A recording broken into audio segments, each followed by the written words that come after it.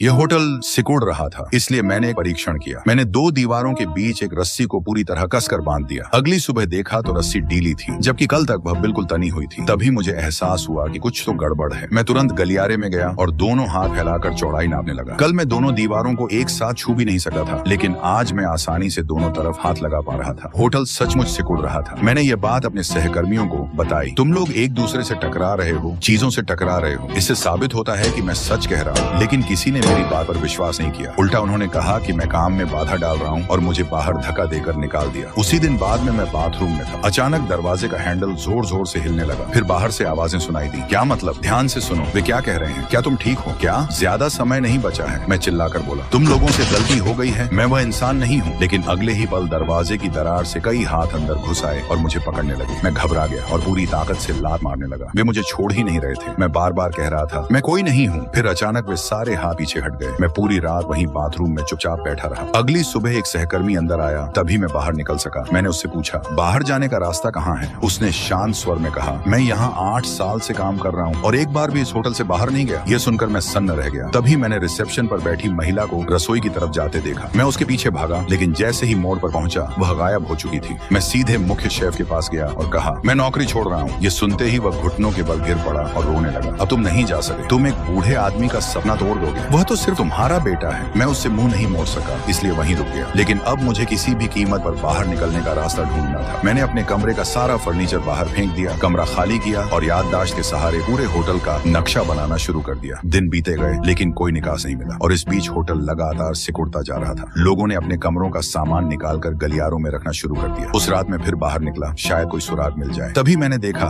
दीवार हिल रही थी। ऐसा लग रहा था जैसे उसके अंदर कोई चीज रेंग रही हो। मैंने वॉलपेपर जोर से खींचकर फाड़ दिया। उसके पीछे कुछ था, टेंटेकल्स जैसी डरावनी लताएं। मैंने हाथ बढ़ाकर उन्हें छू लिया। अगले ही पल दीवार के अंदर से एक भयानक चीख गूंज उठी। पूरा होटल जोर जोर से कांपने लगा। मैं घबराकर अपने कमरे की ओर भागा। मेरा दिल तेजी से धड़क रहा था। अब मुझे यकीन हो गया था, मैं इस होटल में हमेशा के लिए फंस चुका हूँ। तभी कमरे की छत पर लगी लाइट तेजी से घूमने लगी। मैं तुरंत पीछे कूद गया। वह लाइट लगभग मेरे ऊपर गिरने ही वाली थी। जहाँ कुछ पल पहले लाइट लगी थी, वहाँ अचानक दो चेहरे दिखाई दिए। दो बूढ़ी औरतें। वे मुझे घूरने लगी और बोली, क्या तुम यहाँ से बाहर जाना चाहते हो? फिर उन्होंने कहा, इस होटल का निकास तुम्हारे अपने कमरे में ही है। मैं कुछ पल के लिए जम गया, फिर पूरे कमरे की पागलों की तरह तलाशी लेने लगा। नहीं, यहाँ नहीं है, शायद यहाँ या शायद यहाँ। और हैरानी की बात, आखिरकार मुझे सचमुच बाहर निकलने का रास्ता मिल गया।